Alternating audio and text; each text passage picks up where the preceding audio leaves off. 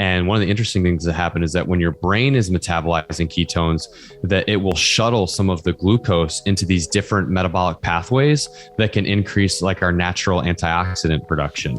Chris Irvin, I am so excited to welcome you to the Better podcast. Welcome. Thank you. Thanks for having me on. I think the last time we spoke, I was having you on my podcast. So now we get to like switch roles a little bit here. Now we get to swap. Yeah. And when when I was on your show, your baby was just a couple months old. And I think did I see him not walking, where he was like straddling the table? Yeah, he's starting to walk. He's just turned 10 months about a week ago. Yeah. So we're still shy of a year, but he's starting to use one of the little walkers, and he's taking steps and pushing that around. Starting to get brave enough to take his hands off of things and stand up on his own. So I think we're pretty close. I had told, probably last year back in October, my brother-in-law is getting married here in the next couple of months. And, my son will be a year and 1 week at the time of the wedding, and he's the ring bearer. So I've been telling people for the last year, I said, he's going to be walking down the aisle for this wedding. And everybody said, yeah, okay. Like a year and a week, that's a little early. I don't know if he's going to be walking. And sure enough, like, a couple weeks ago, he started pushing the walker around. So I'm telling you guys, like he might stumble down, but like we're going to have him walking down this aisle. Yeah, we're training every day. That's so funny because my first son took his first steps at like 10 and a half months. And it seems now, and we can, maybe this is a bit of a deviation, but it's interesting how some of the developmental milestones, and my son now, who started walking at 10 and a half, he's now going to be 12 in November. And it's interesting over the course of the last 10 to 12 years, how we've seen such dramatic shifts in developmental milestones for people. Like for someone to say to you, hey, a year is really early for walking. Yeah. When my baby was a year, it was like, no, he should be walking by 12. Like 12 months, like wow. 12 to... It's like they're moving the goalposts a little bit. It seems like it. Like 12 to 15 months is kind of when they should be, being able to take one or two steps, like not fully walking, like not strolling down the street with you, but, like steps, right? And then maybe falling down and getting up again. And it does seem that, I remember a couple of years ago, they changed the recommendations even on meat, that meat shouldn't be part of our baby's diet. And I was like, well, that was, I gave them butternut squash, I gave them blueberries, and then it was like meat, it was like ground up, but it was really, really, the consistency was different for them to be able to swallow and stuff. But meat was like a really early food that I had introduced. And now they're it's interesting to see some of the changes that are shifting over time as, I have friends like yourself who are having babies and I'm like, oh, what are they, what's the little things that they're saying? What is it now? Yeah. I kind of want to get a pulse on it, but I know that's a little bit off topic, but it's just interesting to see how things... It seems like the lenience is getting, maybe there's more lenience or there's more maybe, I don't know. I don't know what it is. Yeah, it seems like there's a little bit of the meat one's funny because that's primarily what our son eats is meat. Like kid just houses steak and brisket and everything like that. He loves it.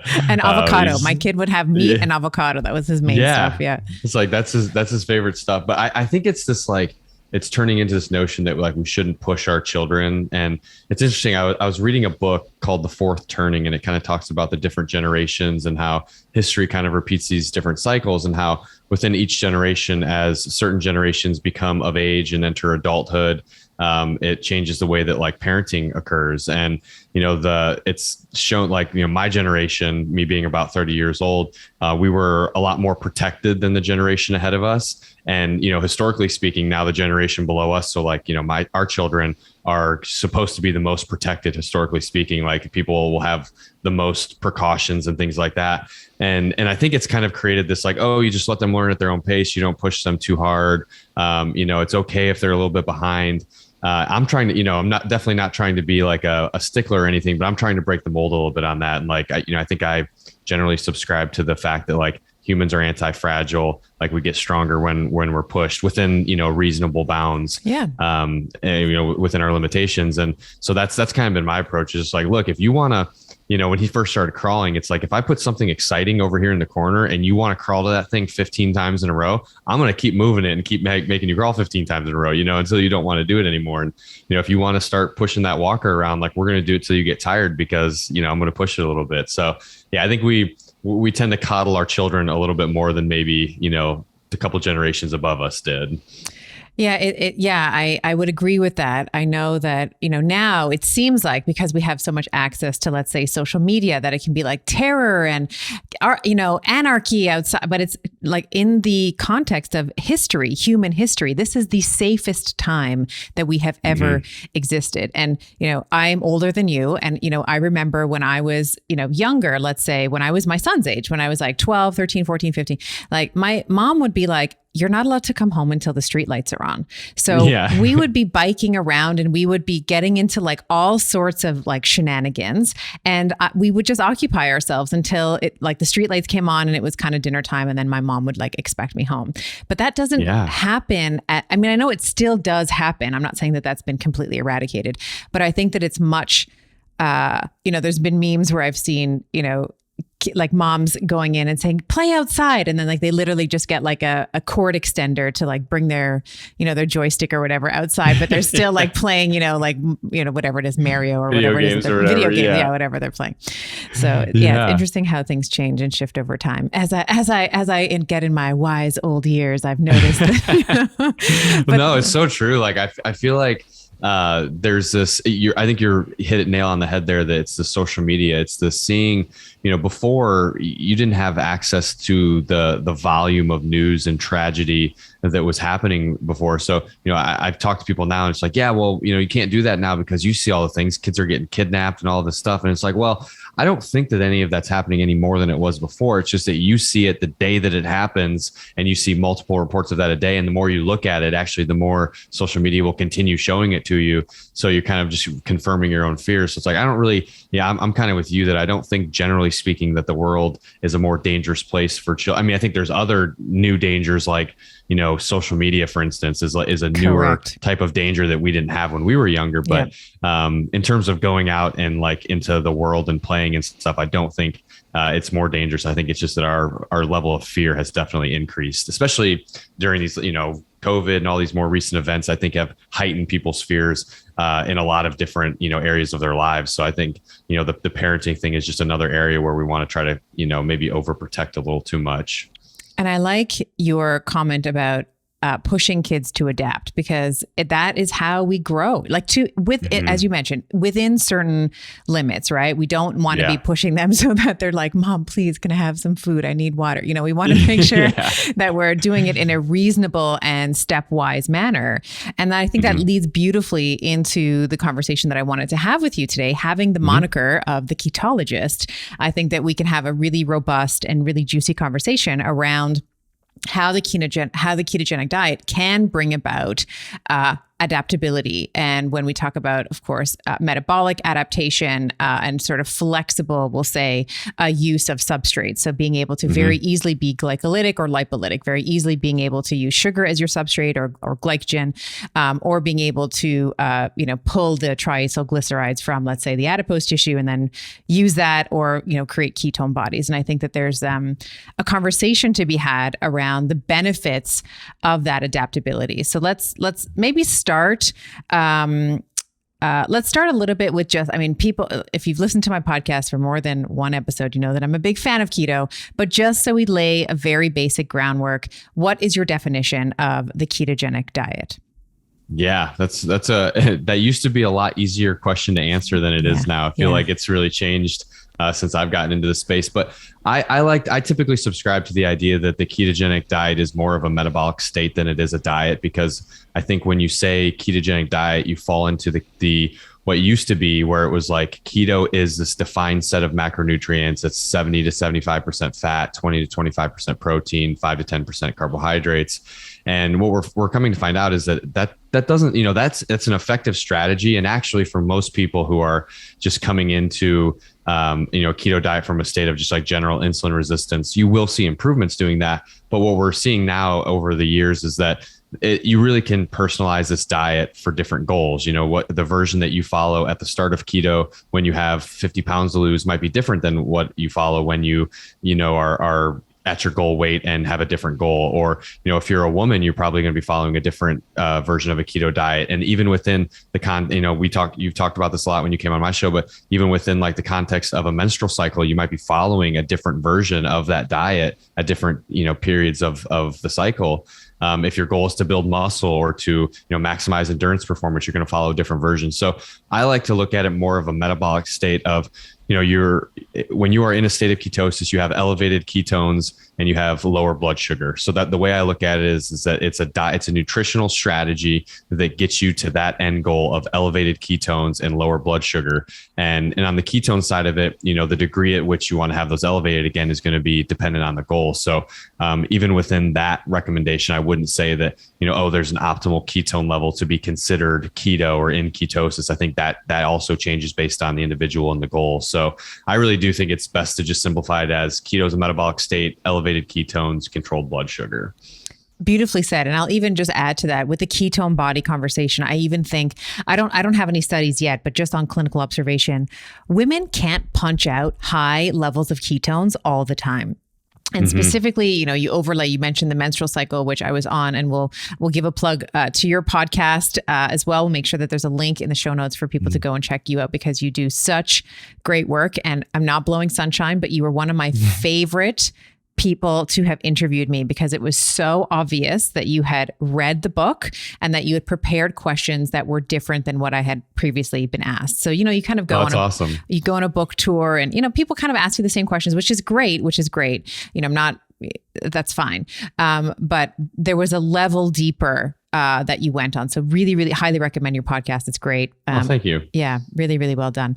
But I think with the ketone piece there, I have found that women, it's very hard for them generally to punch out higher than 1 millimole. Like they'll kind of be like, I'm sort of doing trace. Like if let's say they're watching their urine, they're doing urine sticks or they're doing the Keto Mojo or something, like they might get trace on that urine strip, or it's like 0.5, and they're like, is that enough? And I'm like, well, if we talk to Volek and Finney, they would say, yep. Like they would say, yep, you've punched out enough, but it's harder to get above the 1 for women. And then again, follicular phase versus luteal phase. Luteal phase, I almost never see above 1 with most women. My follicular phase, like if you're in like the first 2 weeks of the cycle, you can get to 1 if you're like pushing it. Maybe you're fasting and, maybe you're doing a bit more caloric restriction, that kind of thing. But very difficult, I have found generally. And I don't think that there's been a sex difference study yet or maybe there has, and I'm not aware. And if there has, please somebody forward me the article, because I would love to see it.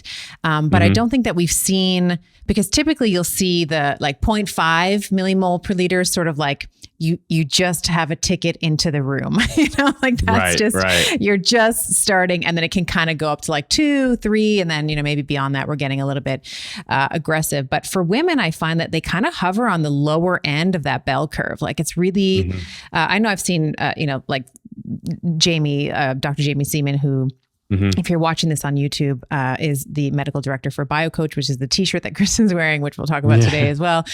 So I know I've seen her readouts. Like I've seen her higher, like I've seen her at 1.5, I've seen her at 2. But I think that a lot of women generally have a harder time punching out higher ketones. I don't know if you've noticed that, or if that's an observation that you've made generally. Definitely. Yeah, I definitely have. And I mean, I think just overall, there's a lot of metabolic differences between men and women. There's differences in the rate at which each gender will see results.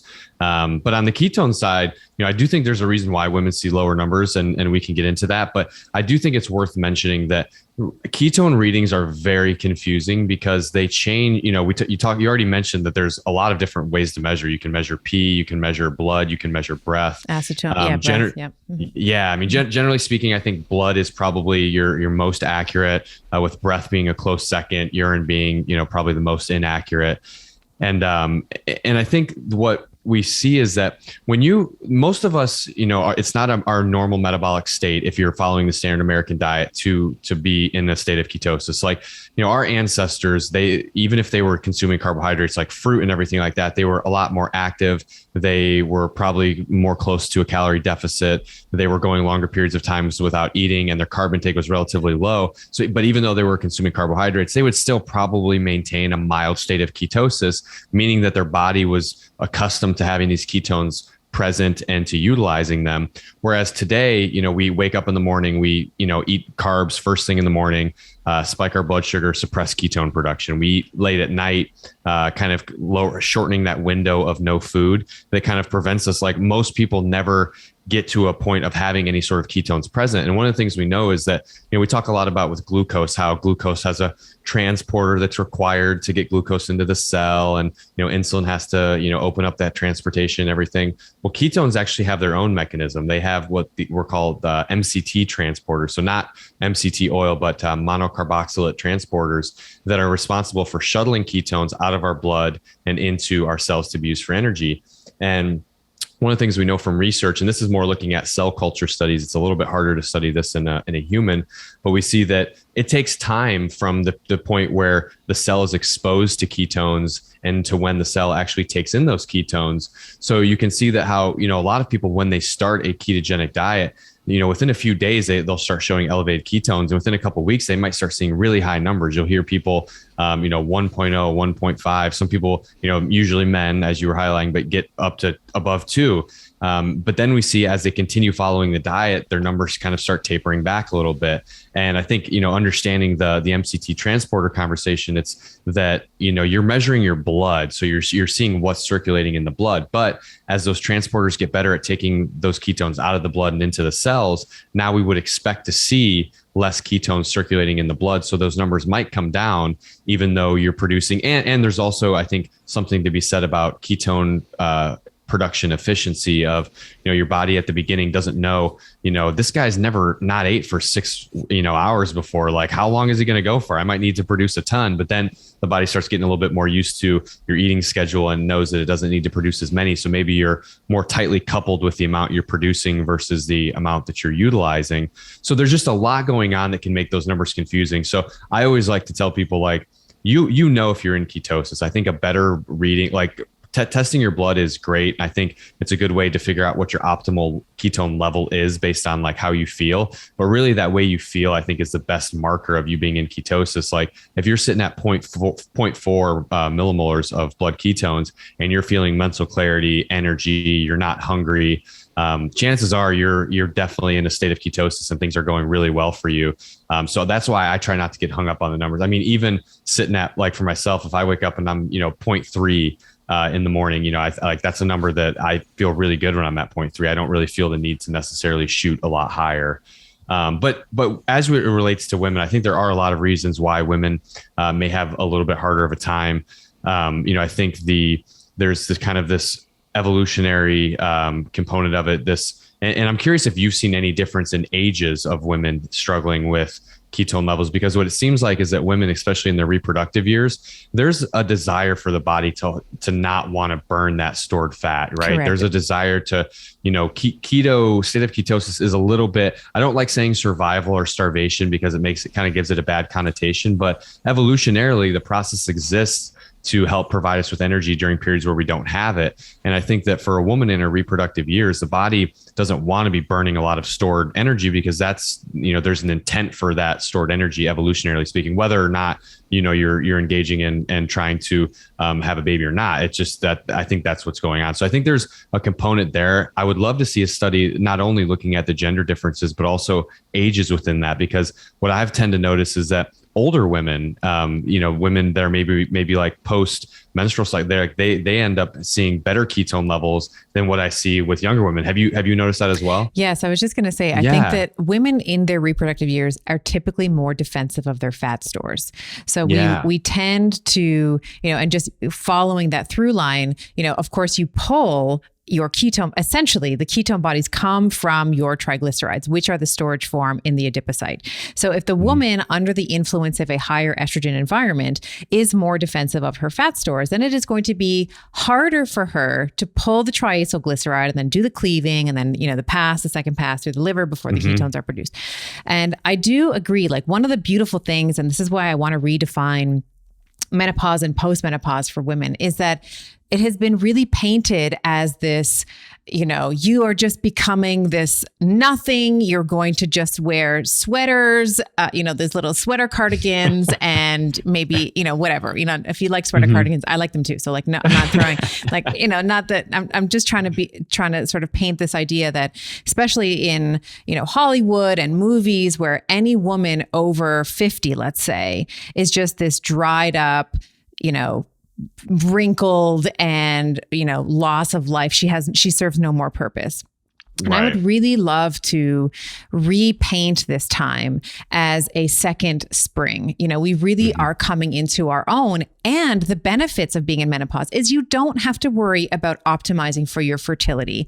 That time is gone. It's you know, an old chapter, let's say, in your book of life. And you behave more, we'll say, male-like. So you're able to get some of these punch out some of these higher ketone numbers, let's say. Even, you know, it used to be thought that if you don't have any, if you haven't built up any muscle, let's say, up until the point of menopause, then you're just like absolutely screwed. And that's not true. You can completely grow and build muscle in your menopausal years. And you don't have to worry about some of the, we'll say, catastrophic ligament injuries that can happen, again, under that cycling levels of estrogen, which do have, like, estrogen causes more, let's say, ligamentous laxity, which kind of makes the ligaments a bit loosey-goosey.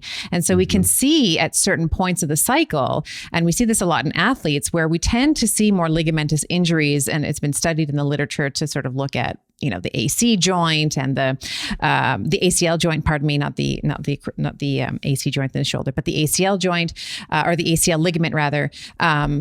We tend to see more injury there under that pre-ovulatory surge of estrogen. But as a menopausal woman, you don't have that.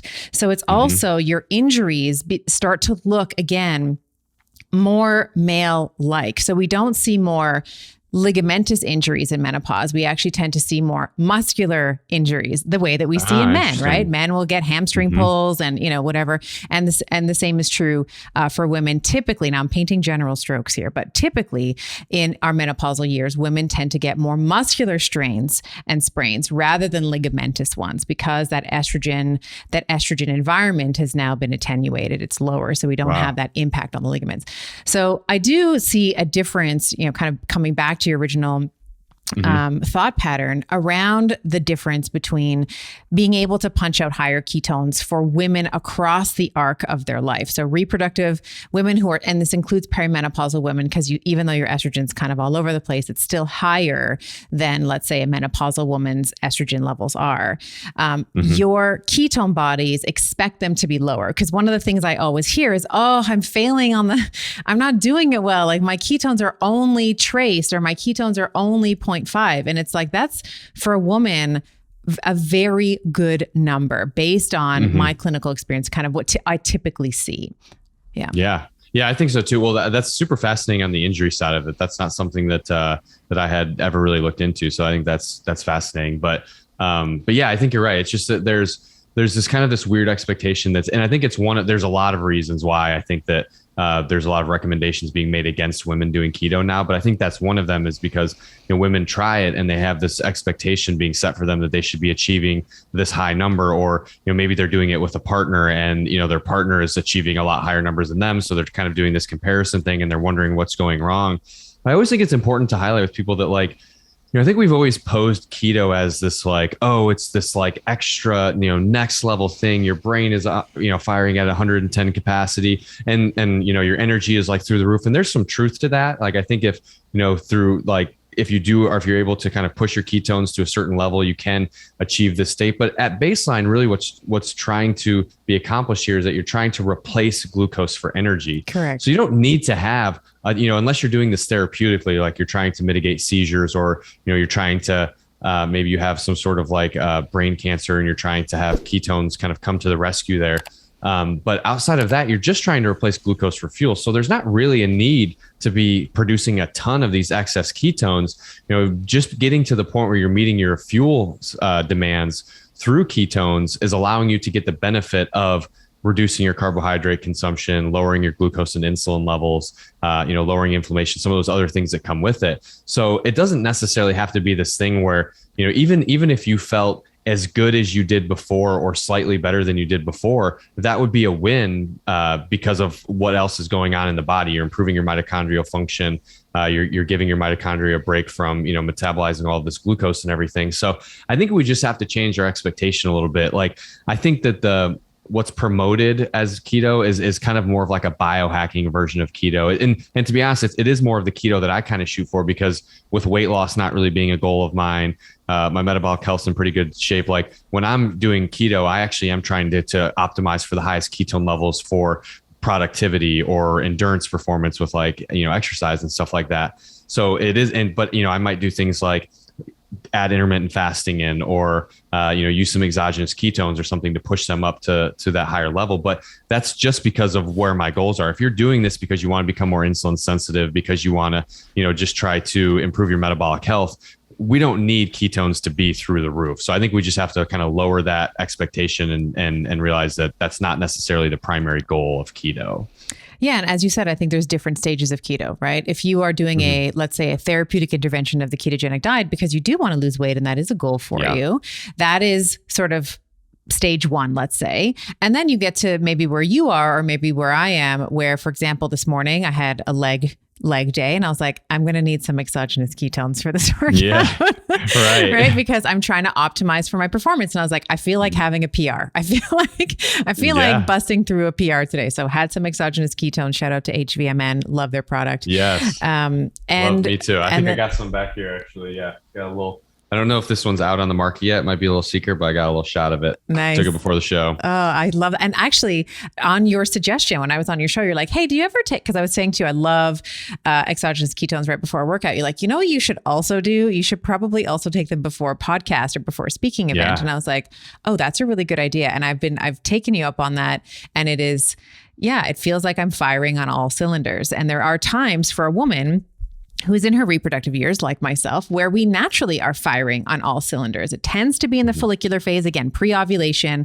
We have surge of estrogen, surge of testosterone. The brain tends to be firing on all cylinders during that week. And then because of those sort of ebbs and flows of estrogen and testosterone, to a lesser extent, progesterone as well, taking some exogenous ketones, let's say in the luteal phase, if you have to do a podcast interview, let's say, or you have to, you are speaking engagement, or you're presenting, or you have some sort of deadline, taking some exogenous ketones there can help the brain fire. I'm simplifying it, but help it fire on all cylinders, because the motor cortex, generally in the luteal phase for a woman, is less excitable because we don't have the amount of like that surge of estrogen, let's say, that we see in the follicular phase.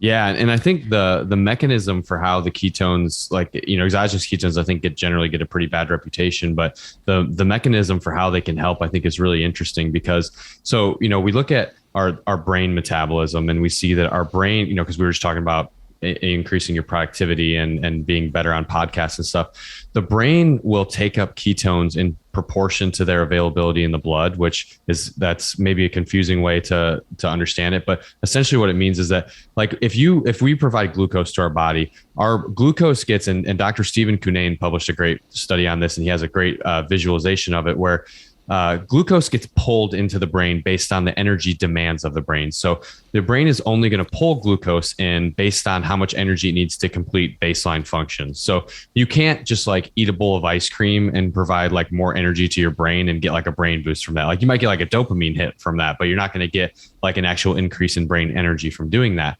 Whereas ketones actually get pushed into the brain based on their availability in the blood. So if we increase our blood ketone levels, then we increase the energy that's actually available to our brain. So, and one of the things we know too is that a lot of the other cells in our bodies will preferentially not use ketones because it's so beneficial for the brain to use them. Our muscles and everything will kind of try to use whatever glucose and fat is available and then kind of save those ketones for the brain. So that's where the exogenous ketones can be really helpful. If you can get a boost of 0.5 to 1.0 millimolar in your blood for a 2-hour period, you're going to notice a lot, from feelings of euphoria to increased energy to, productivity, focus, any of those things, you're going to notice that. And it's simply, like you said, firing on all cylinders. I think that's a great way to look at it.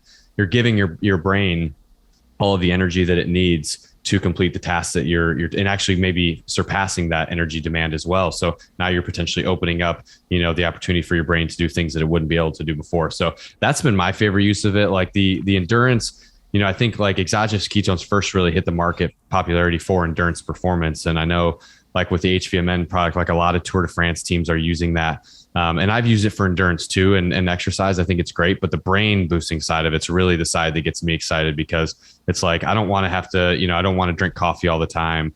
I don't want to go crazy with like nootropics. It's like having something like this, that's a little bit more natural is nice. And what you're talking about, I think, and correct me if I'm wrong, but you're talking about a demand-driven process versus a supply-driven process, right? So when we're talking, you said, if you have a bowl of ice cream, that doesn't mean that you're going to start firing also. Just because the supply is there doesn't mean that your brain is going to necessarily take it up. But it doesn't seem to be the case with ketones. So we might conclude, let's say, that glucose might be more of a demand-driven process, and ketone uptake is much more of a supply-driven process. Would you say that that's correct? Yeah, I think that's a great way to look at it. And there's probably some reasons why it's built in that way too. I think we know that the brain, especially as we age, has a tendency to become more insulin resistant. And we know that insulin resistance already, naturally occurs through chronic exposure of glucose, to our cells. So I think that naturally there's got to be some component of that too, where it's the brain knows like, hey, this creature just keeps blasting me with glucose. Like I need to probably limit the amount that I'm letting get to my brain. Right. Whereas there's this understanding, when the brain takes in ketones, it's not just energy. It's one really interesting thing that happens is that the glucose that's available, you're still going to always have glucose. You talk about demand supply driven processes. I know gluconeogenesis always gets brought up with that conversation too. But that process, even if you're not consuming carbs, you're always going to be producing some amount of glucose in your body. And one of the interesting things that happen is that when your brain is metabolizing ketones, that it will shuttle some of the glucose into these different metabolic pathways that can increase like our natural antioxidant production. So it's really cool that we know glucose creates a lot of I'll say inflammation to make it seem easy. It's oxidative stress, reactive oxygen species. But just for simplification, when your cells are metabolizing a lot of glucose, you increase the amount of oxidative stress or inflammation that is occurring.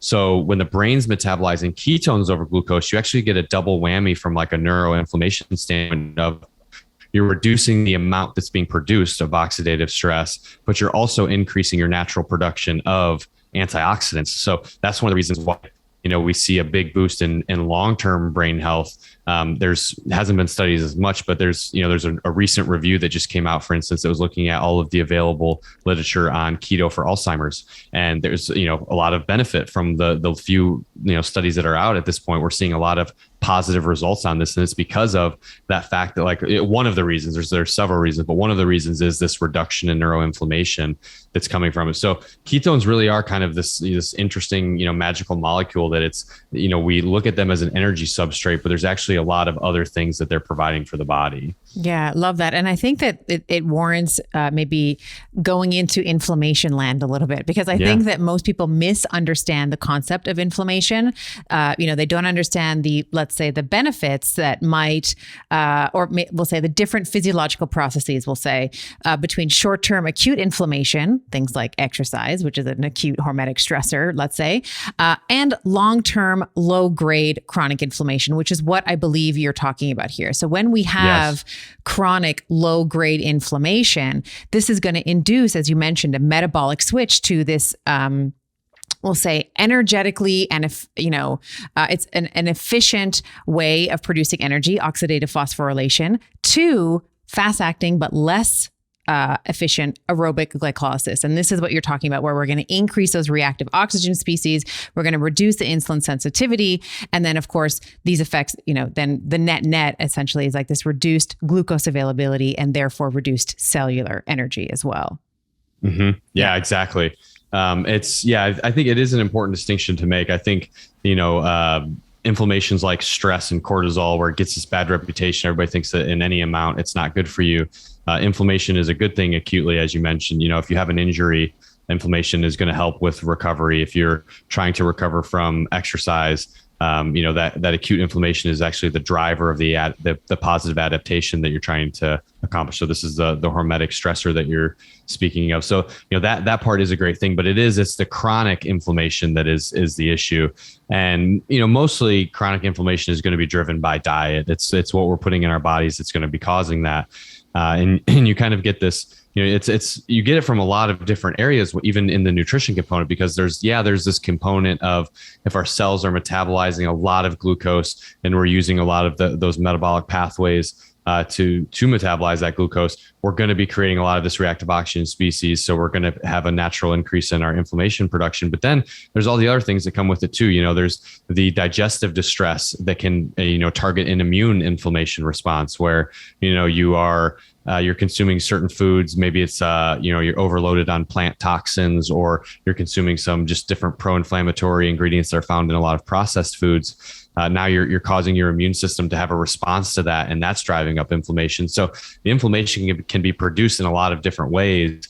But interestingly enough, if we get our diet under check, we start to see that really improve. One of the more common markers that people will use for measuring systemic inflammation is high sensitivity C-reactive protein, or if on your blood test, you may see it as HS-CRP. This number we tend to see improve on, not like we see it improve on a low carb keto diet. But we especially see it improve on a low carb keto diet consisting of whole foods that have removed a lot of those inflammatory things. And it really is important. Like if you look at, right now, I think insulin resistance has a lot of, it kind of has the stage right now. A lot of people are talking about insulin resistance, which is important because if you look at, almost every chronic disease or just chronic sickness or things that are, kind of complicating health for people, insulin resistance is at the root of it, but also is inflammation. And the two do tend to come hand in hand. With some people, there's a little bit of discrepancy. Is insulin resistance driving inflammation? Is inflammation driving insulin resistance? I think it's a little bit of both. We know the inflamed cell is probably not responding to insulin and glucose as well as it would if it weren't inflamed. Yeah. But we also know that, insulin resistance is going to kind of drive up inflammation naturally. So it's actually probably going a little bit of both ways, but it's important because you can't have optimal health in a state of chronic inflammation. Yeah, agreed. And I think, I can't remember. I think it was Lane. I had Lane Norton on the show recently, and he was like, if I said to you, we're going to do this intervention and you are going to see like atrial fibrillations,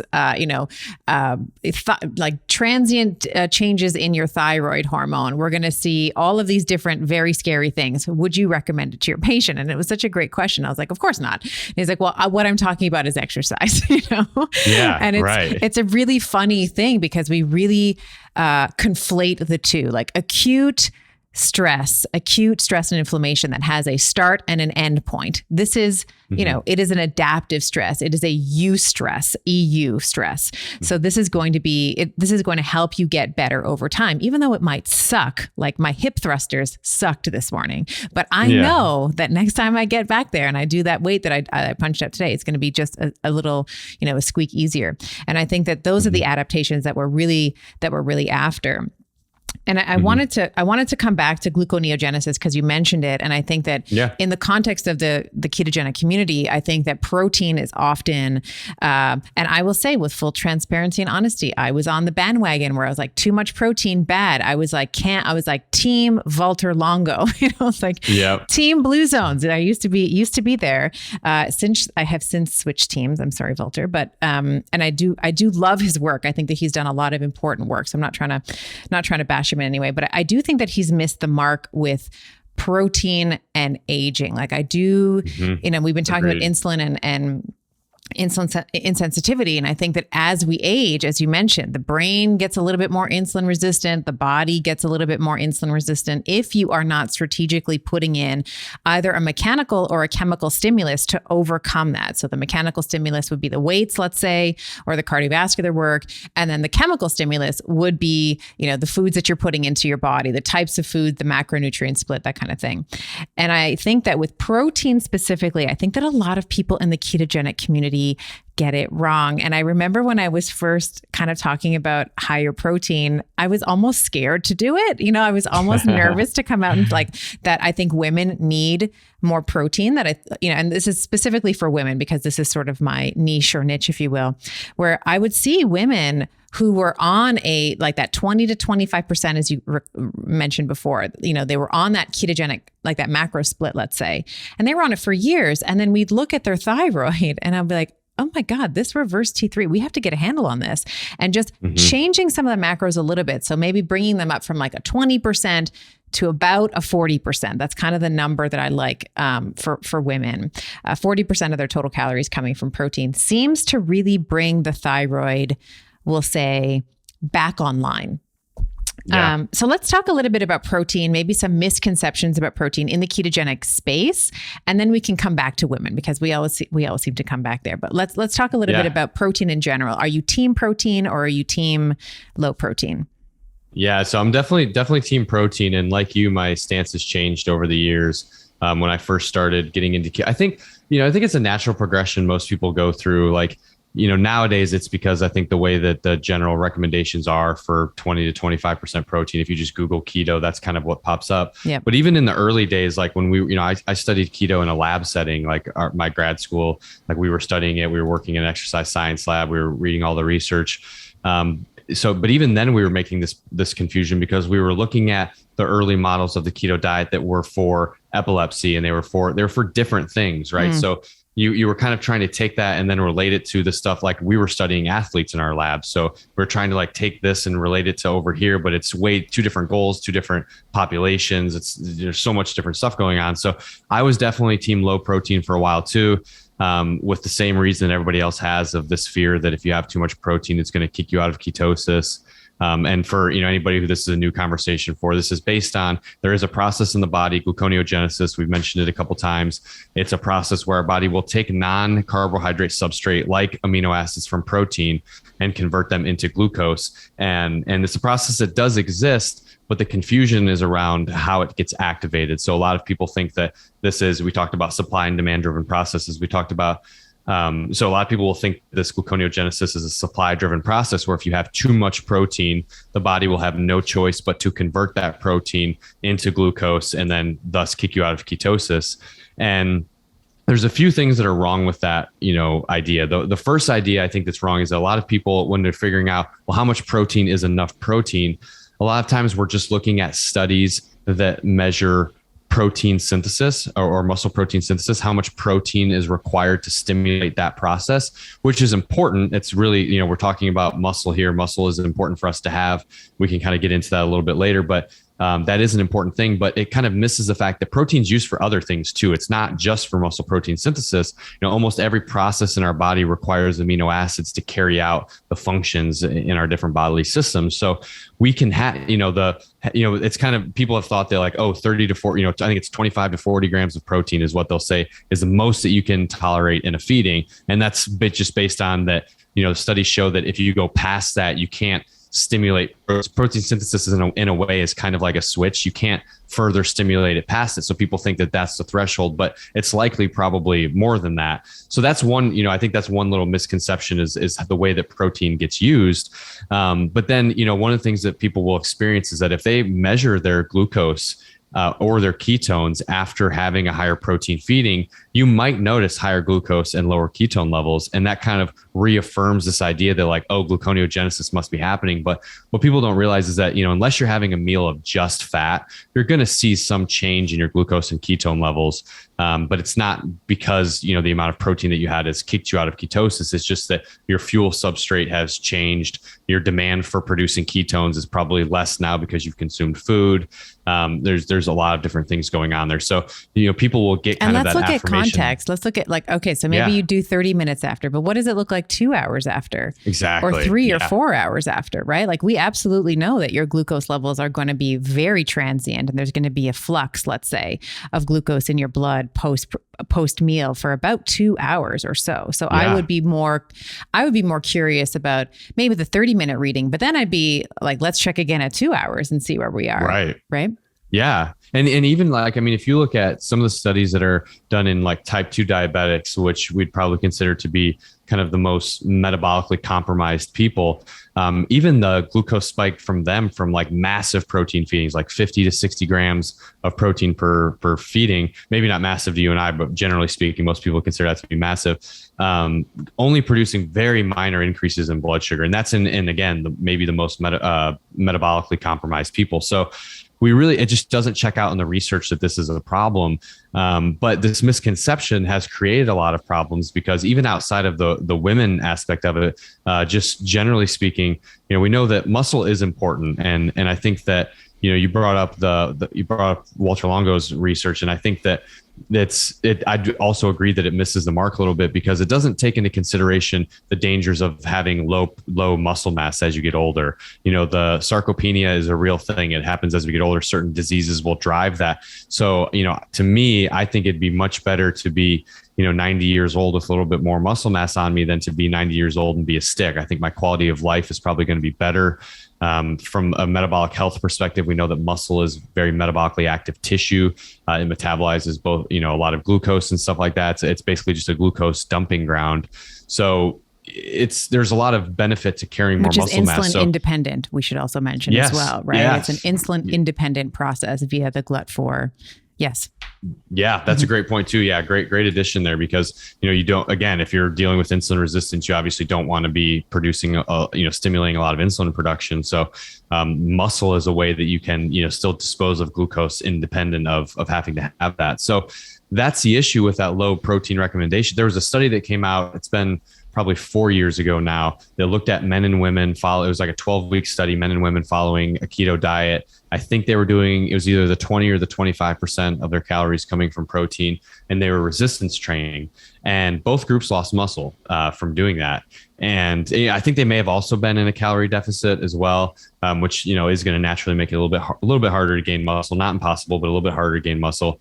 But that's what we're risking here, is that if you're keeping your protein low outside of all of the other stuff, there's all the other things, again, that amino acids from protein play a role in. Just on the muscle side of things, you're losing that. And that's important for everybody. That's not just important for the person that wants to have big arms and big legs and stuff like that. Like, this is for the person, even the person that wants to be slim or trim or cut or whatever the phrase is that people are throwing around now. You're still talking about muscle, and you want to have that muscle, regardless of if you think you want to be bulky or not. So that's really what we're running into with these low protein recommendations is that people aren't getting that aspect of a ketogenic diet. And you also can't completely forget about the fact of what typically comes with protein-rich foods. Like on a keto diet, if you're eating a lot of protein-rich foods, most likely that's coming from red meat, which is the most nutrient-dense food on the planet. So if you're eating less of that, you're lessening the opportunities for you to be increasing your micronutrient intake. And not only your micronutrient intake, but micronutrients in their most bioavailable form for us as humans. So there's so many things that, everybody thinks that the low protein is like, that we like to check the box of like, oh, low protein will be anti-aging, keep my blood sugar in check, and that's it. And it's like, no, neither of those things are necessarily true. And then you're also going to miss out on all of these other benefits of that protein. So it's a big concern. Yeah, I've talked about this with other guests on the show before. And, eventually I think I would love to have Dan Butner on the show to really get his perspective on it. But I know that, for example, when we see these centenarians and super centenarians in these so-called blue zones, and I'll say this with love because, I have family members, let's say in Italy, and family in Greece. And I say this with love because I love these countries. I'm eventually going to probably retire in Italy or France or somewhere, but these places flub their numbers. Okay. So it was only up until recently that, Italians and Greeks, I know, were paying property tax because you could just throw it to your son, or you could just transfer the name to your son. There's no property tax. You just pay off the mayor or whatever, the local person. And so there's a lot of, I want to say, there's corruption everywhere. So it's not just, this is not a new thing, but a lot, because there are these centenarian benefits, let's say. I know that there's changes on birth certificates, in order to start receiving some of these government benefits as well. So I don't know that that's the whole picture, that maybe I'm wrong. Maybe the administrative work is super crisp and clean, and we do just have a naturally higher centenarian and super centenarian population over there. And I would argue that it's not necessarily from the protein, because I also know that, with at least my children's grandparents, they grew up like in the mountains of Greece. They were poor. They couldn't afford meat. Like that was a treat for them. They had farms, and they would raise animals and stuff. And if they killed an animal, it would have to last them through the winter, so it wasn't like, they were choosing not to have meat. It was probably because they couldn't afford it. So there's that. And then I also think that there's the community aspect, the sunshine, the natural movement, the lack of, we'll say, and maybe it's less so now, but we'll say the lack of, genetically modified crops and things like that. Whenever I have dairy in Italy, I'm fine. If I have ice cream here, I am not happy. My gut is like, what did you give me? It doesn't matter if it's like a super swish, gelato place, whatever. I go to Italy, I go stop at the side of the road, I have a sandwich and a gelato, and I'm totally fine. So there is a difference in the quality of the food there as well. So I don't mean to poo-poo all over his work, but it doesn't quite add up for me. And maybe there's something fundamental that I'm misunderstanding, and I'm open to being wrong about this. So that's why I would love to have him on the show, for him to color in some of these areas that I'm not quite getting. But we get more sarcopenic as we age, as you mentioned. The muscle gets more resistant to growing unless the mechanical stimulus is there and the chemical stimulus is there. And then just to kind of add on to what you were saying, because of my background, like neuromusculoskeletal health is my thing. We also know that bone density follows muscles. Like we have that fibroblastic growth factor. So whenever you are building muscle tissue, you are also promoting bone density. And one of the most catastrophic things that can happen is what we call a foosh injury, or FOOSH, fall on outstretched hand. So if you fall, let's say you slip on some ice, you have a foosh injury, maybe you fracture or something happens with the wrist, or maybe you fall on your hip, even more deleterious, and you fracture the hip. Well, the likelihood of you coming back from that kind of injury, whether it's, you fracture at the pubic rami or wherever the fracture is, very, very difficult to come back from a hip fracture. And we also know, we've been talking about brain performance. A hip fracture has almost a 70% predictive rate of cognitive decline in the individual who sustained it. Because what tends to happen is like a 70 or 80-year-old, let's say male or female, we have this catastrophic injury, and then they're immobile, right? Because in order to stabilize the hip, because you can die if that doesn't get fixed, you are completely immobile. So the lack of proprioception, the lack of balance, the muscle loss, all of those things are inputs to the brain. Proprioception, we can kind of go down this nerd vertical if you want, but this is like the sixth sense. This is our unconscious sense, where we are in space. If I said to you, Chris, close your eyes and make a 90-degree angle with your elbow, you could do it, because the proprioceptive input and the distortion of the Golgi tendon organ, let's say, in the elbow is going to tell your brain where it is in space. So when you lose that proprioceptive input, good luck walking without a walker, right? So and then you have all like that motor input, those afferents that are coming up to the brain now start to degenerate. So it's like, when we think about muscle building, like, yes, you're going to look great in a bikini and a tank top and whatever, like all of those vain things. And I'm a vain woman, like I want to look good too, but it's also about preventing some of these things that can totally take you out, and not just take you out from like a training perspective. Like you're taking out cognition, you're taking out independent living, you're taking out all of these things that we, as 30 and 40-year-olds, we are like, whatever, like that's not a really big deal. But I think that we don't understand that as we age, it's a non-linear decline. If you're not doing something about it, the lifting, the nutrition, the stress management, the non-exercise activity thermogenesis, there's an exponential decrease. And like humans don't think exponentially. We think linearly, right? Like I should lose 1 pound a week forever. That's how we think.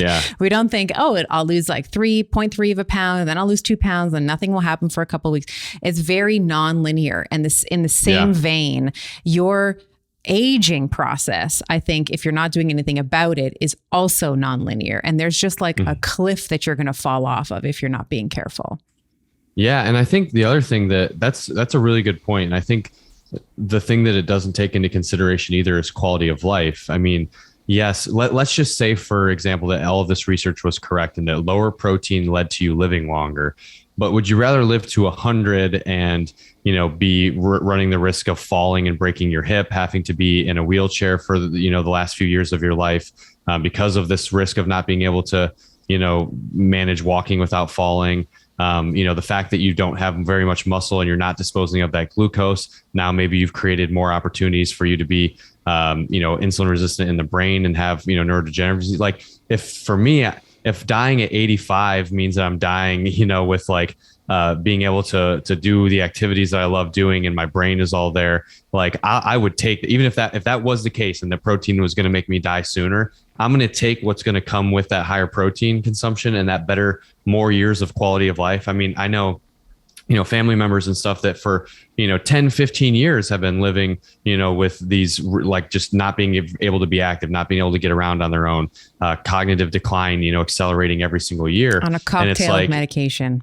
Cocktails, yeah, exactly. Yeah. And then everybody around you is like trying to take care of you and stuff. It's like, I would rather stay as functional and healthy and have a good quality of life as possible to a point. Like living longer isn't necessarily better if it leads to like a lower quality of if you can live to 100 and be all there and, and everything else is great, like totally do it. But to live to 100 just to like check that box and, have a miserable last 10 to 15 years of your life doesn't really seem best to me. So I always like to take that into consideration with this because, with research, we're talking about combination of worm research and rat research and human research and yeast, yeast yeah. And epidemiological studies of us studying these blue zones where maybe people are misreporting things or maybe the scientists have their different biases. Like it's going to be hard for us ever to really know. So it's like even if we can't necessarily figure out the solution or the answer to that question, I think we can look at it through this aspect of knowing that your quality of life is going to be a heck of a lot better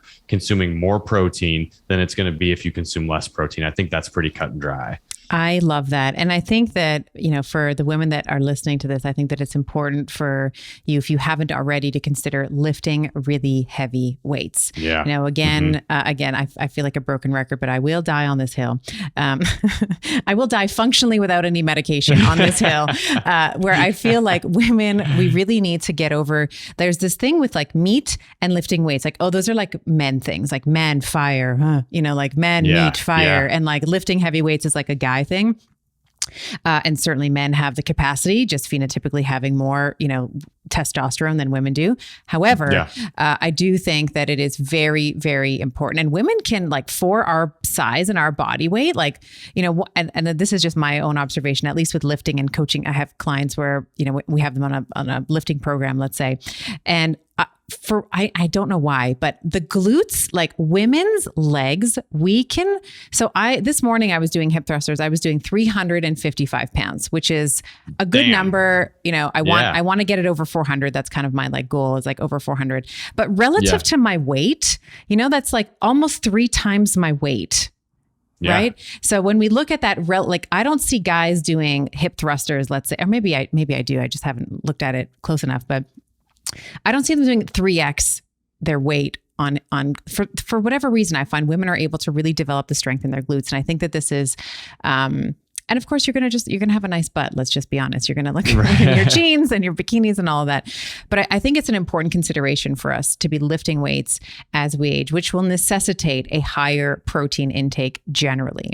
Now, the regular, we'll say the classic recommendation is about 1 gram of protein per ideal, per pound of body weight. Do you like that recommendation? Are yours higher or lower than that? I think generally speaking, that's a good place to start. But I think from there, it's the more you can be intuitive with your body and then make adjustments accordingly. Like I probably go a little bit higher than that for myself, just based off of, observing. Like I'm pretty active. Like there'll be some days where I play basketball like 3-4 times a week, and I might also lift on those same days. So it's like a lot of activity going on where I've noticed that if I have, if I stick just at like 1 gram per pound, I might have a little bit more soreness and not recover as well as I will, or I might start noticing that I'm actually like losing, some weight, losing some muscle if I don't consume more protein. But then if I go, the last 2 or 3 weeks, I was traveling a lot. I was probably only, extra, like I was only lifting maybe once or twice a week. That protein demand of around 1 gram per pound or even a little bit less seems to be sufficient for me. So I think for most people, like start at 1 gram and then from there, just making a read and an adjustment accordingly. If you notice after a week that like, you're going to have general soreness from working out, especially if you've never done it before. But if you're, noticing that you're sore 3-4 days after, and it's been 3-4 weeks and you're not like really making any sort of like adaptations there, then it might be a sign that like, hey, maybe it's time to like bump it up a little bit. And the nice thing too, I know there's always the fear of calories. They've done studies where they do like these massive protein, like where they actually increase people's calories just by increasing protein to like crazy amounts, like 300-400 grams a day. And we don't see increases in fat mass from that. So, this kind of, again, I think this throws maybe some sand in the face of the calories in versus calories out theory. But, we know that different macronutrient compositions are going to alter the way that our body metabolizes nutrients. And it doesn't seem like consuming more protein leads to fat storage, especially within the context of like a whole food, relatively clean diet. So I think that like it's an easy thing to experiment with without having to run. It's not like if you were to eat, 25 to 30 more grams of protein for the next week that you're going to be putting on, a bunch of fat mass from doing that. So I think it's an easy thing to experiment with. But generally speaking, I think starting at 1 gram is going to be solid. If you're sedentary, you probably could get away with lower, but I think the benefit, you're losing the benefit of the micronutrients that you get from the protein. So, even from that perspective, I think it would be good to start there and then, never really have a need to go lower than that, but maybe go higher depending on, what your goal is. Agreed. Yeah, totally agree. Let's do a slight pivot and let's talk a little bit about cholesterol, because this is the big bad bunny that I get asked about all the time. And I've had lots of cardiologists on the show, people who are very well versed in cholesterol, to talk about this, because there is a lot of, I want to say, outdated information on cholesterol. I mean, if someone says good cholesterol, bad cholesterol, I know we have to have a little chat. So there's that, but then there's also stuff that we don't know, right? So increasing saturated fat, let's say, and the impact that has on cardiovascular disease progression. So let's start with cholesterol. Maybe let's just, for anyone who thinks that there's a difference between good and bad cholesterol, let's have a little chat with them. Why is there no such thing as good or bad cholesterol? Yeah, I'm glad you said that for me, so I didn't have to. I always have that. I just had this conversation with my family actually recently. They were having me look at some of their blood work, and they were talking about how their doctor had said, my good cholesterol is in this range, my bad cholesterol is in that range. The reason why we have this assumption of good and bad cholesterol is because we look at, it's mostly from epidemiological research showing that, people who have a higher risk of cardiovascular disease or who have had cardiovascular disease tend to also show high levels of LDL, which is one of those two, there's LDL and then there's HDL. So that kind of gives LDL this quote bad cholesterol connotation, and HDL has been considered the good one. But when you look at it from a physiological perspective, both of them they're functional, they're important. Like we have to have them. That's the thing people miss. Not like you want your LDL to go to zero. You need to have LDL. They both serve a purpose. LDL, one of its functions is to help bring nutrients and repair structures to sites of damage in your body. Like if you have damage in your arterial walls, LDL is going to go to the site of the damage and it's going to help repair it. But what, and we can talk a little bit about the different cholesterol types, having that happen frequently can cause situations where now that LDL has the potential to become problematic. It can, get lodged in that area, and it can, lead to a progression towards cardiovascular disease. But, I think a lot of times we have to look at why the damage is there rather than why LDL is the problem. I think, looking at LDL as the bad cholesterol would essentially be like, I love this analogy. It's like you drive around the neighborhood and a bunch of police officers. So you just assume that there must be a lot, that the police officer, you're in a neighborhood and there's a lot of crime and there's a lot of police officers. So you think the police officers are the source of the crime. But it's like, if you wouldn't think that, it'd be like if you come home and there's firefighters at your house and your house is on fire, you're blaming the firefighters for putting out the fire at your house, right? It's like not necessarily how it would work. The firefighters are there for a reason because there's a fire. So the bigger question as it relates to our bodies is why is there a fire there? So, looking at LDL, it's simply correlational why we look at that as being a bad cholesterol. Now, within the LDL context, there is the VLDL, which we can talk a little bit about, which is you could probably generally consider to be a bad cholesterol. Even so, that you still have to be creating. And we should say that these are lipoproteins, which are carrying the cholesterol. So the cholesterol doesn't change. It's just it's the propensity for we'll say the purse that has the oyster in it, right? So the oyster doesn't change. It's the purse that changes, but it's whether or not the purse degrades in the presence of oxygen. So do you have a Gucci bag that you bought off Canal Street in New York, or do you have it from the actual Gucci store? That's what we should be asking, right? Is it like... That's a great analogy. that's from my ladies, So is it going to be something that is going to degrade easily and quickly over time?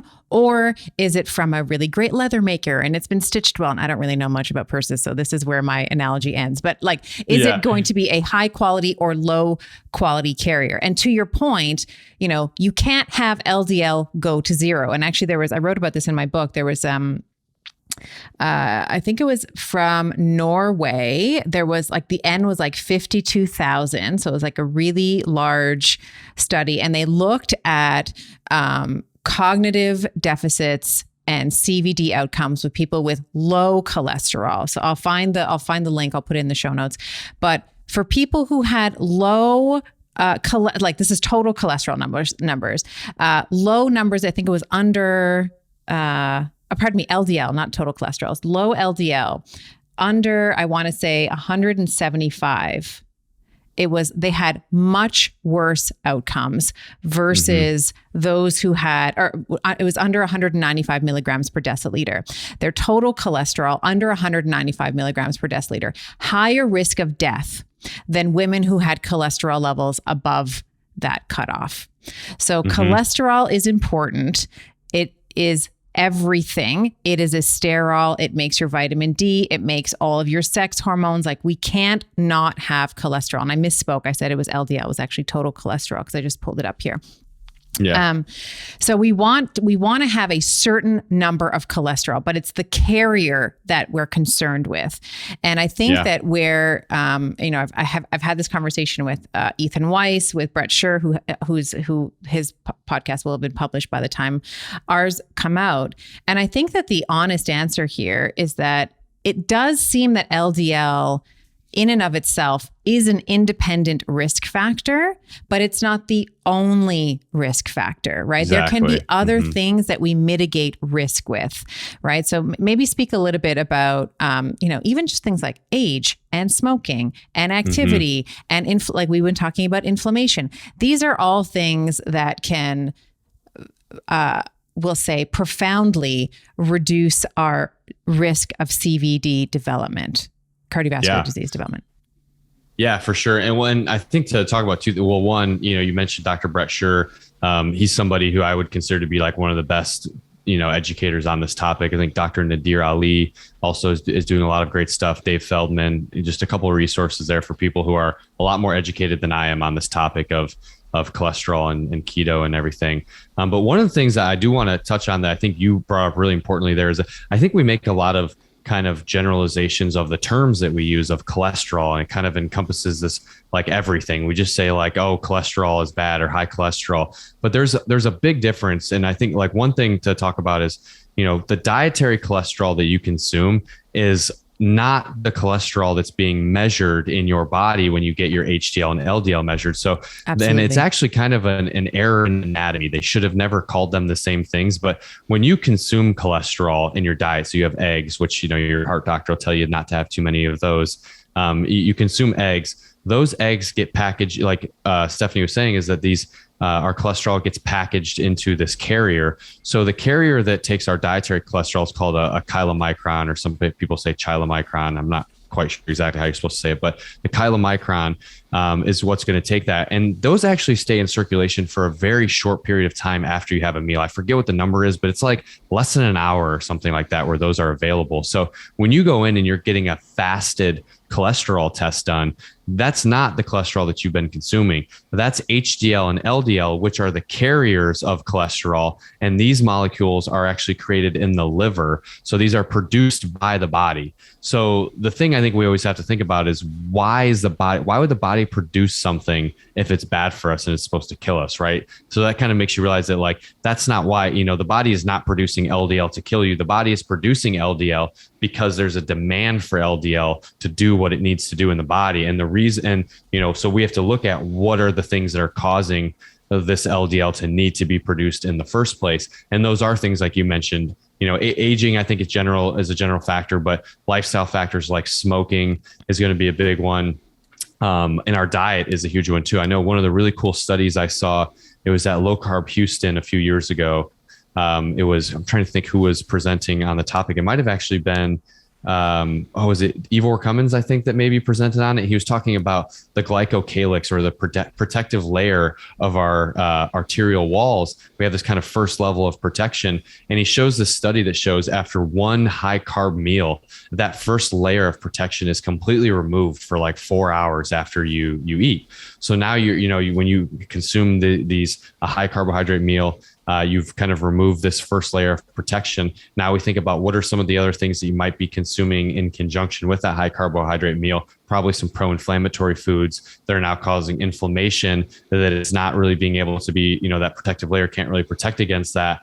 So now you're starting to create damage to these arterial walls. And now LDL, there's a demand for LDL to go and start to repair and fix what's going on there. And then because of that lack of protection, those lack of extra layers, and we talk within LDL, there's these different classifications of LDL. There's the VLDL, which is a lot smaller particle that is more easily able to kind of, and I forget the technical terminology, but more able to get kind of stuck into the arterial wall. It's able to invade it easier because of its size. Exactly. Yeah. Mm-hmm. Yep. So, so that's the other thing too, is that if your doctor is just looking at LDL and not looking at VLDL, then it's not really a great picture either, because if your LDL is more of those large buoyant LDL particles that are much less likely to be atherosclerotic, then that's not as big of an issue than these smaller ones. So luckily I am starting to see a little bit of a shift where more doctors are looking at VLDL than maybe 5 or 10 years ago.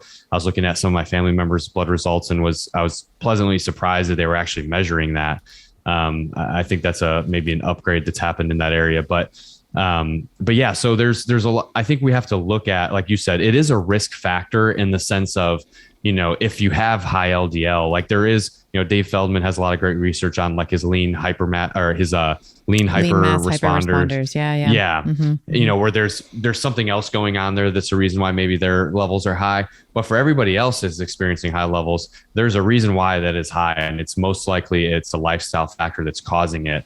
So and that's why something like a statin is, if you look at the research on a statin, it's pretty, there was another study that was talked about at that conference I went to where they were breaking down a study from a pharmaceutical company that has statin, and they were showing, the data that they presented for reduced cardiovascular risk from taking a statin. And for anybody who's not familiar with how statin works, essentially it like blocks your natural production of these internal cholesterols. So now it is effective in lowering your cholesterol.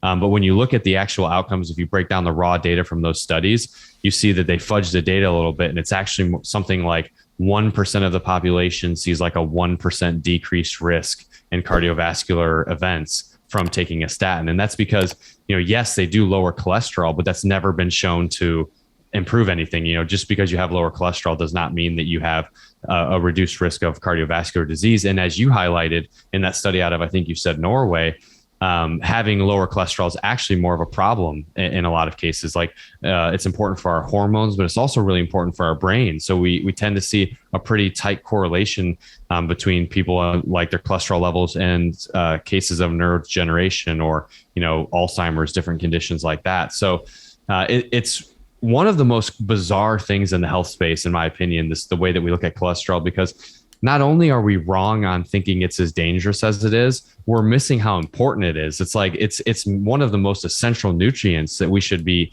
getting. And we're looking at this other type of cholesterol in our body, and we're having that tell us that we shouldn't eat dietary cholesterol, which is, like I'm saying, is super important for us. So it's very bizarre how wrong, and like it's not even some of the other things I think out there that are, like the way that we test for things, like we don't test for insulin until it's like far too late. Like some of that is just based on, I think just misunderstandings of like the research, but this other stuff are like based on misunderstandings of just biochemistry, just like the core fundamentals of like how a body operates, which is just really crazy to me. So the cholesterol thing is, and it's a big thing with, because on keto, there is the potential of cholesterol to go up. If you're following keto, it may go down.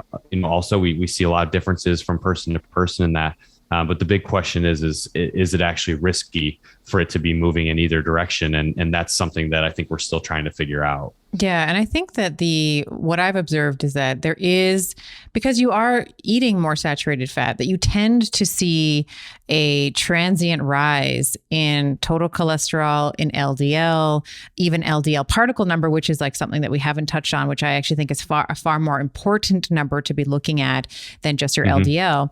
And you were mentioning, kind of the VLDLs. And I think what you're referring to is more of like a pattern A and pattern B, right? So if you have like this pattern B, which is like those dense pellet-like, those BB gun pellet-like, VLDLs, the likelihood, it's just it's like a game of chance, right? Like if you have if a higher number of those, it is going to, the likelihood that is going to invade the endothelial wall is much higher than someone who has an LDL particle, who has a pattern A type of, presentation, as you were mentioning, like the big kind of fluffier, the LDL is larger in its particle size. It's less likely to invade that endothelial wall and then attract all the macrophages and the mast cells and then the plaquing and then all the things that happen.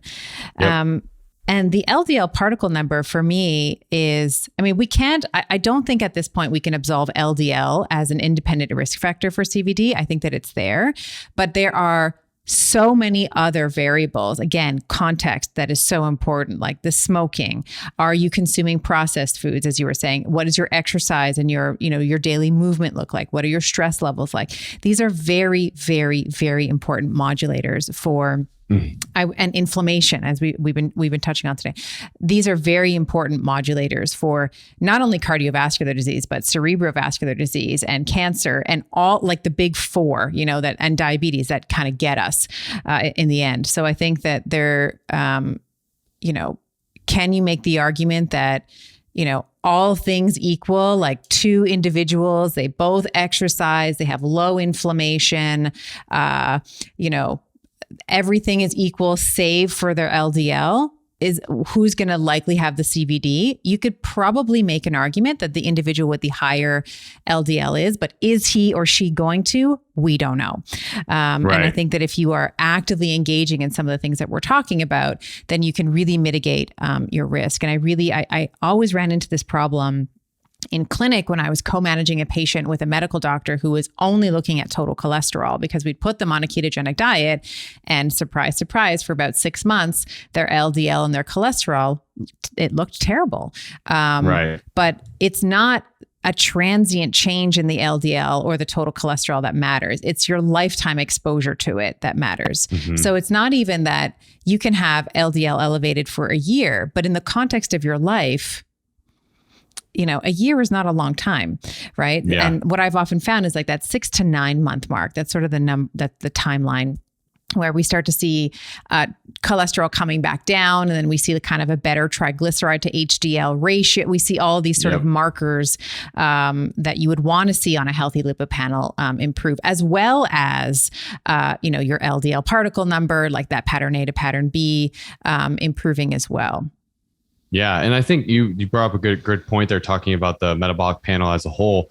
I think a lot of times, the way that these blood tests are interpreted in the typical healthcare realm is that it's, we have these reference ranges for these specific measurements, and we only look at those measurements independent and irrespective of the rest of them. And it's like, my always question when somebody asks me about, my LDL, is it a problem? It's like, well, did they measure your C-reactive protein? We were talking about that earlier. You mentioned inflammation, right? HbA1c. Like if I know your HbA1c and I don't know your C-reactive protein, then I can't really tell you if your LDL is a problem or not. Like, if you have high LDL and it's high VLDL and your CRP is elevated and your A1C is high and your triglyceride to HDL ratio is pretty high, then I'd say that LDL is probably going to be pretty problematic. But regardless, it's, the path to fixing all of those things is centered around lifestyle. So it's like we can probably get a little bit less hung up in those things and a little bit more hung up on what are the lifestyle change. Because the answer to that whole puzzle, if you were to measure all of these things and figure out, oh, my LDL actually is a problem, the answer is not going to be medication. There's not going to be a medication that's going to come in and solve that problem.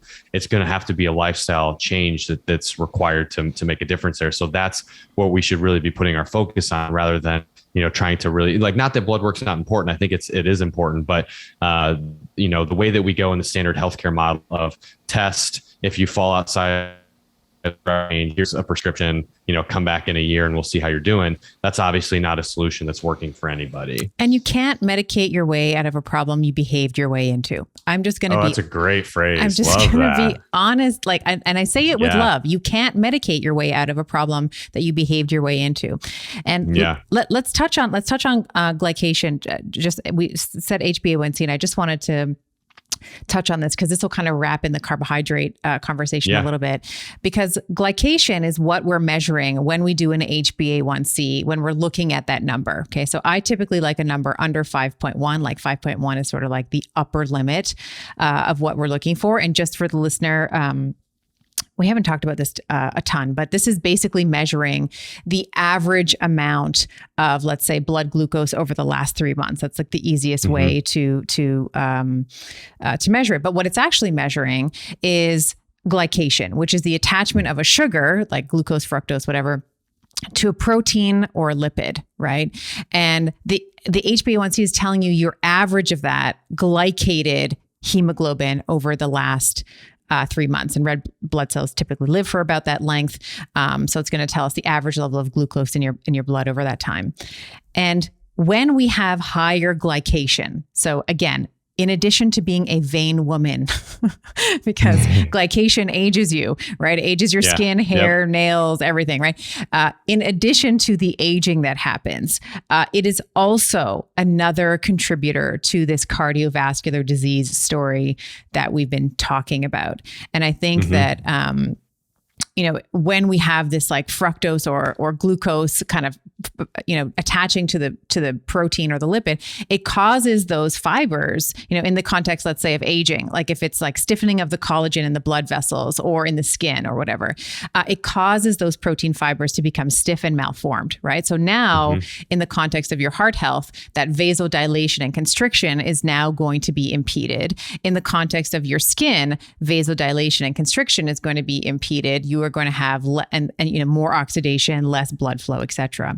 So I love to look at HbA1c again in context, right? It's important to look at all of these numbers in context. It would be just silly to be like, oh, your total cholesterol is over 200. You need to be on a statin. Yeah, totally. And A1C is another one of those tests that's really hard to get done. A lot of doctors won't test it. I know, again, I was looking at my family's numbers and I was asking if they had gotten that tested, and they said that their doctor said, well, you're not diabetic. Like they asked to get it done. The doctor said, well, you're not diabetic, so you don't need to get it tested. And it's like, well, that's kind of a good way to figure out if you're diabetic, is by measuring that. But the issue, what typically happens, so we're not going to look at it quite yet. Yeah. Well, we look at it's so problematic because we look at glucose. That's fasting glucose is what they're going to measure, and what they'll do is they'll wait. Your fasting glucose gets up to 90, and they'll say, oh, it's getting a little high, but you're fine. Oh, it gets up to 100. Oh, it's getting pretty high. And you start getting up to 120. It's like, oh, now you're pre-diabetic. Let's look at your A1C, and then your A1C is off the charts. Right. And it's like, oh, let's test your insulin. Your insulin's off the charts, and because glucose, you're only looking at one single time point, and it is useful. It's a useful time point, but it's a single time point. Yeah. Whereas A1C is going to tell you, and insulin is its own conversation, because insulin can be elevated for 10 years before you start seeing high glucose. So they should be measuring insulin first instead of glucose. But aside from that, A1C, like you said, it's this 3-month average. So you're getting a better picture. Like I could come in for a fasted glucose test in the morning, and I could either I could have reactive hypoglycemia. So my glucose could actually seem low on that test, and they might think that I have no problem. My glucose could be high because of like white coat syndrome and a lot of cortisol. And people might think that it's, elevated and it's a problem. It could be, maybe I'm actually pre-diabetic and I'm having a little bit of that dawn effect. And based on when I've tested in the morning, I'm seeing changes in my numbers because of that. So like, there's so many things that alter that single time point. And that's why the A1C test is so useful, is because you're looking at the 3-month average, you're getting a better picture. If your A1C is elevated, that's a much better marker of there being kind of a bigger issue that needs to be looked at than just having elevated or not elevated blood glucose. We had Casey Means on the show and she was talking about levels, and I was like, what would be your ideal thing that you would want in a CGM? Because she has, her company has a continuous glucose monitor and like an app to kind of go with it. And she was like, I would love insulin. And I was like, I agree, because that is, to your point, that is where we see the derangement first. And interesting fact is that we actually see insulin resistance first in the muscle. And there's been quite a few studies that have looked at a single weight training session being able to overcome, at least transiently, the insulin resistance that is kind of set into that tissue. So if we can, again, when we're looking at musculoskeletal health, we really want to be thinking like some of the disease really does start in the muscles and in that skeletal system first, and the skeletal muscles. So if you, and I want to kind of bring in the biocoach conversation here a little bit, because I know that you have there's like glucometers and you're looking at ketone levels. Like what is, and you made this transition recently. I know you're still working with Real Keto, but talk to us a little bit. Perfect Keto. Pardon me. That's right. That's what I said. You're good. Yep. So, well, actually, one of our other products that we have, speaking of the A1C, we actually do have an at-home A1C test. Oh, nice. So this is something that you can get on our site, separate from our core product, but it's something that, again, just because we realized how hard it was for some people to get that done, we sell these kits that they have, it's four tests in it. So you could either, it's good for a year if you test every 3 months, or if you want to test it on family. Like I just got one and did a test with all of my family last time I was home, which I'm sure they loved me doing that with them. But so that's one of our things. But BioCoach, so we're a platform that we're fighting this global metabolic health epidemic that we're being faced with. So we have a glucose and ketone meter that reports data to an app. And our app is really our sweet spot. That's really where a lot of our effort has gone to.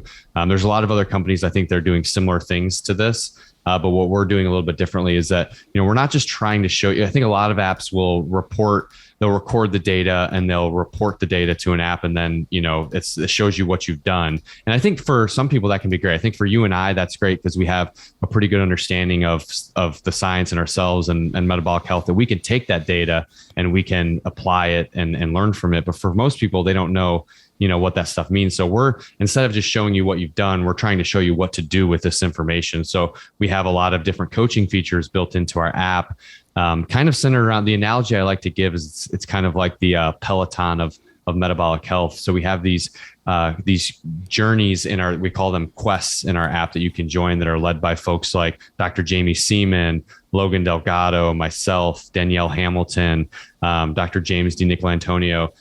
These different, some of them will be centered around, getting into ketosis, getting fat adapted, improving your fasted morning blood sugar. And within these quests, you get guided through what to eat, when to test your blood sugar, how to interpret your results. You have, different educational videos that pop up throughout.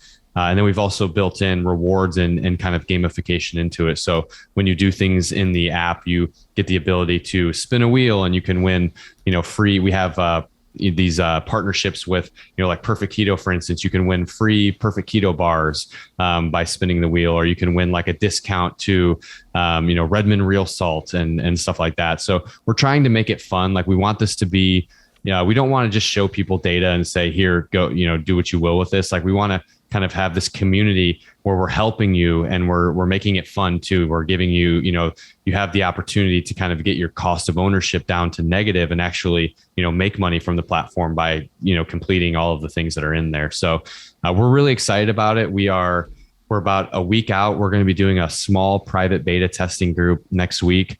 We've been really working hard to get our app to the point where we can do that. So we're going to be doing a beta test with about 30 people. And then a couple of weeks after that, we're going to open it up to our pre-orders. So anybody who's pre-ordered or anybody that does pre-order in the next couple of weeks, which can be done at our website, we're going to open it up to them. And then shortly after that, hopefully by, middle of Q4, towards the end of this year, we're going to launch it out to the public. But it's been a really exciting thing for me, coming from food. This is a whole new realm for me, getting to be involved in app development and, medical technology and stuff. So I'm basically drinking out of a fire hose right now, trying to learn all of this stuff. I feel like every day I wake up in a new world. But we're I think we're doing something that's really good. We're trying to take something that's, relatively boring and make it fun. And, hopefully you guys will let us know if we're doing a good job of that or not. I love that. And where can people, so we can find you, I'll make sure the bio coach is in the show notes for people to check it out. Where can people interact and find you? You are so well-spoken. I know you're still doing the Perfect Keto podcast, I'm assuming. I am. I'm still doing the Perfect Keto podcast. So that's Keto Answers podcast. It can be found on Spotify and everywhere else. And then on, social media, I'm the ketologist, and usually Instagram's kind of just the primary place where I do a lot of my work there. I haven't been able to get myself to adopt some of those other platforms like TikTok and everything. I think I'm getting old, having a hard time with that. So mostly just on Instagram. And then I have a newsletter as well that's called the Thinking Health newsletter. That's kind of a combination of health and philosophy. It's kind of more about like nutrition and health mindset. So that's on Substack under Thinking Health. Beautiful. I'll make sure that all of those are in the show notes. Chris, it's so lovely connecting with you. You're so well-spoken, so well researched, and it's just such a pleasure. Anytime I get to connect with you is time well spent. So thank you so much for your time today and helping my audience learn more about some of the nuances of the ketogenic diet. Yeah, it was my pleasure. Thanks so much for having me on today. In this next video, Dr. Sarah Gottfried and I are talking about keto for women and why it is exquisitely different for us. We are talking in this next video about the testosterone advantage, cortisol, and the way that you can do keto right as a woman. Click over here and I'll see you there. It's not a blanket statement that keto is good for everyone. I want to be sure that comes through loud and clear, because we have to personalize.